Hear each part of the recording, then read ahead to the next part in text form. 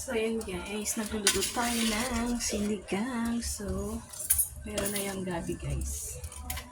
Pwede na natin kung malambot na. So, yun guys, pwede na yan.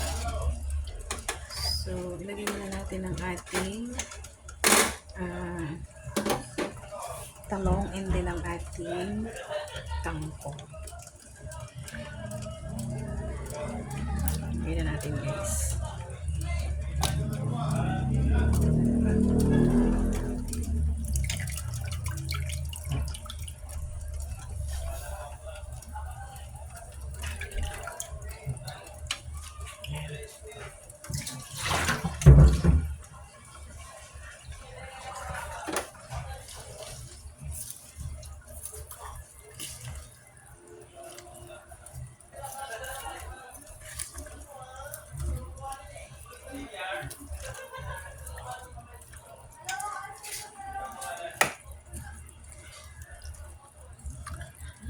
Yan ang ating ulam sa ating dinner guys.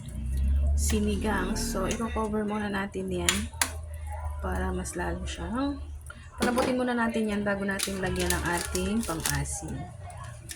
So, cover muna natin guys para kumulo. So, diba guys? So, sobrang swerte na natin ngayon. Kasi, naubusan na naman tayo ng gas guys. Buti na lang meron tayong pang-emergency kalan. Yan. Buti nakapag-provide tayo niyan dati pa. So, malaking tulong siya guys. Pag nauubusan talaga ako ng gas, yan ang ginagamit ko. So, tingnan nyo naman oh. Gamit na yung ating kalan. Diba? Proven na tipid at saka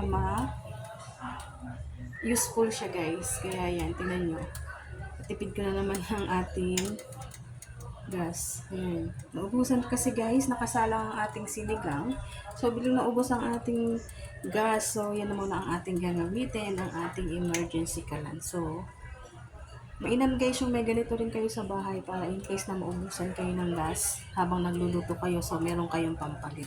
So, maganda rin naman yung ano yan guys, ang kanyang sindi. Ayan. Meron siya ding pangkalan.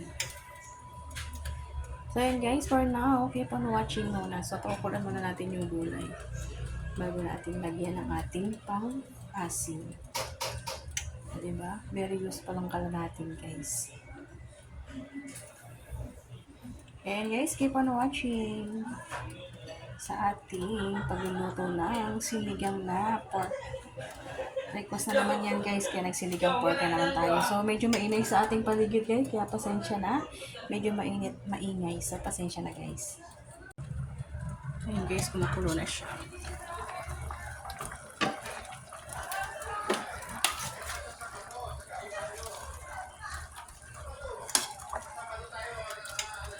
So, pwede na natin siya lagyan ng ating sinigang sa gabi guys.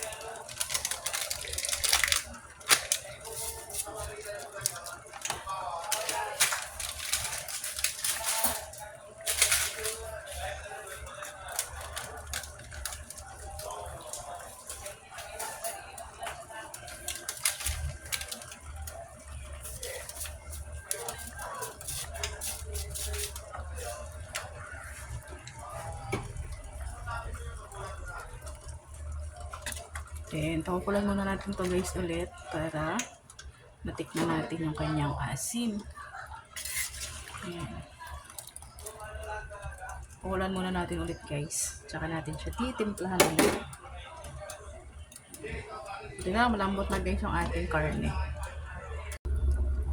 So, yun na guys, ang ating sinigang. It's okay na yan. So, look. Diba? It's so yummy guys.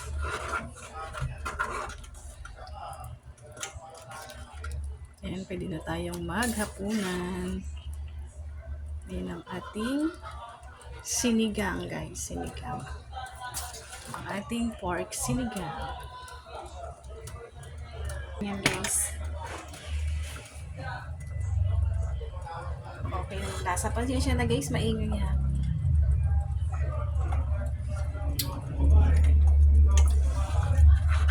So, okay na sila.